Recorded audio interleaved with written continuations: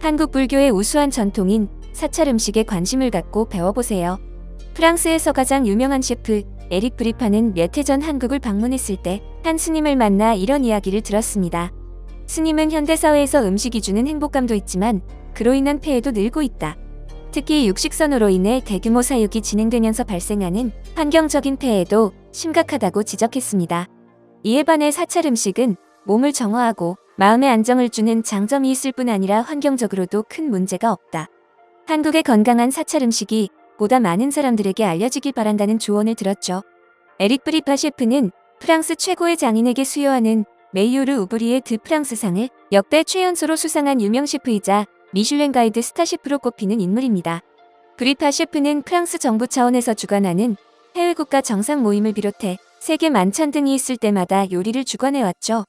2016년부터는 세계에서 가장 유명한 요리 학교 프랑스 르꼬르동블루 본교의 학과장을 맡아 포학들을 양성하고 있습니다. 르꼬르동블루는 전 세계 약 40여 개의 기관에서 요리와 제과 제빵을 교육하고 세계 각국의 요리를 발전시키는 데 일조하고 있는 명문 요리학교입니다. 프랑스는 문화, 특히 음식 문화에 집중하는 만큼 프랑스 국가지정문화재 건물인 오텔 드라 마린에서 한 층 전체 공간을 르꼬르동블루가 사용하게 했습니다. 그곳에서는 전 세계인들을 대상으로 프랑스 요리와 문화를 발전시키는 역할을 하고 있는데요. 이렇게 프랑스 전체에서 중요한 역할을 차지하고 있는 브리파 셰프는 한국 음식에 큰 관심을 보이고 있습니다.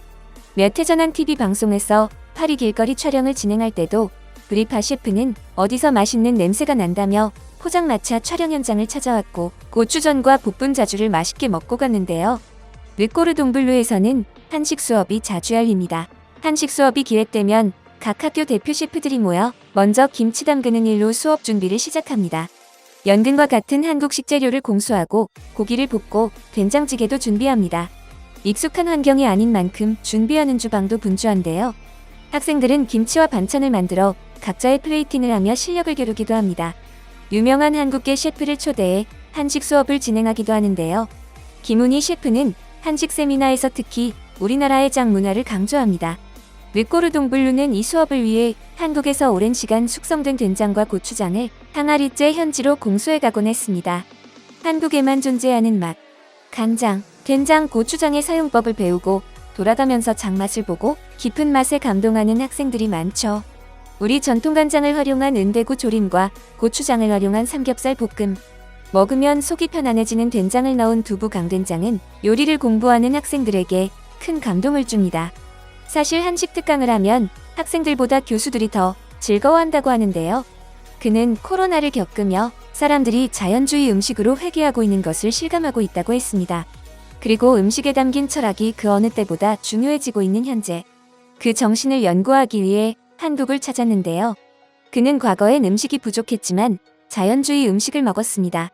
그런데 음식 부족을 해결하기 위해 공장에서 만들어낸 음식을 지금 세대는 먹고 자라고 있습니다. 그 음식들은 분명 차이가 있습니다라며 한국을 찾은 이유를 밝혔습니다. 한국 사찰 음식에 그 정신이 고스란히 담겨 있으며 그 차이를 대표적으로 보여준다는 것인데요.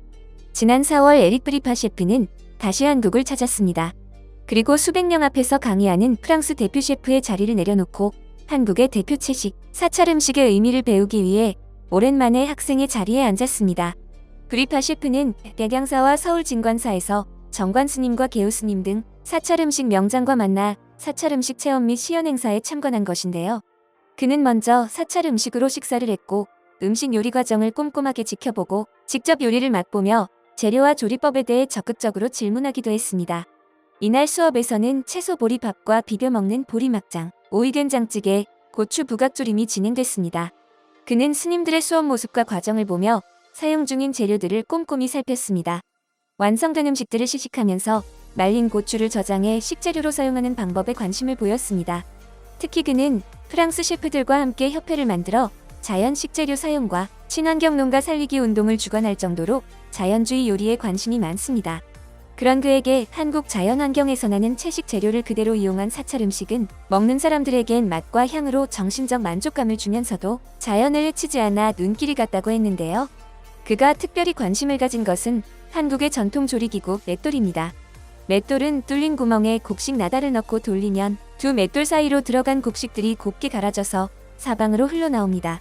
그런데 그는 최고의 미각을 가진 셰프답게 맷돌에서 간 것과 일반 믹서기로 간 것의 맛의 차이를 구분해냈고, 이런 작은 차이가 한식의 깊은 맛을 낸다며 극찬했는데요.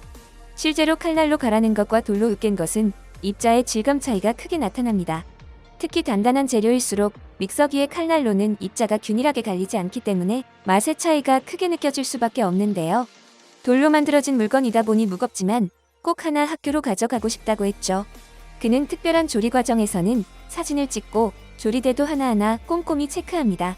또 특별히 관심을 가진 것은 한국인들이 마시는 음료 차였는데요.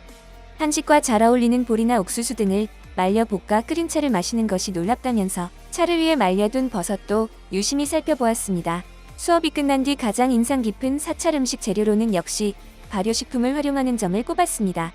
그는 전에 사찰 음식 명장이신 선제 스님을 통해 5년, 7년, 10년, 30년씩 발효한 간장을 맛본 적이 있다. 발효 시간에 따라 다르게 깊은 맛이 느껴지는 한국 장맛이 매우 인상 깊었고, 발효된 장을 다양하게 활용하는 것이 한국 음식의 매력이라고 강조했습니다. 수업 참관을 마친 브리파 셰프는 오늘 참관한 수업을 통해 새로운 아이디어가 많이 떠올라 기쁘다고 소감을 말했습니다.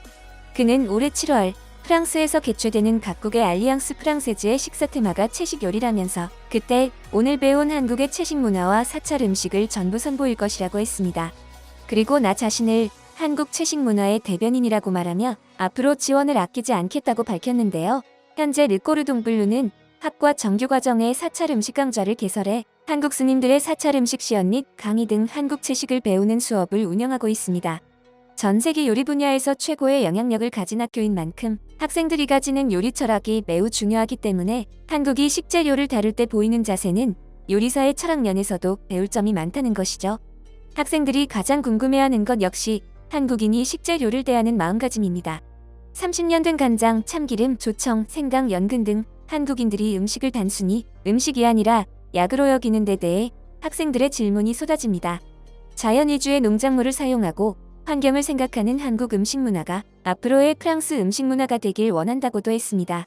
프랑스뿐만 아니라 르꼬르동블루 런던 캠퍼스에서도 한국 채식에 대한 철학이 교육되고 있습니다. 그리고 오는 6월 프랑스 콩코르드 광장에 위치한 프랑스 대표 상징물 호텔 드라 마린에서는 한국의 채식 요리들과 함께 사찰 음식이 공개될 예정입니다.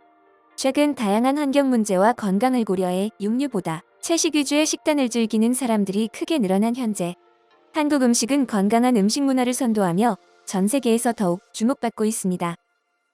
여러분의 소중한 의견을 남겨주세요. 바쁘시더라도 구독과 좋아요 부탁드립니다. 지금까지 단골이시였습니다.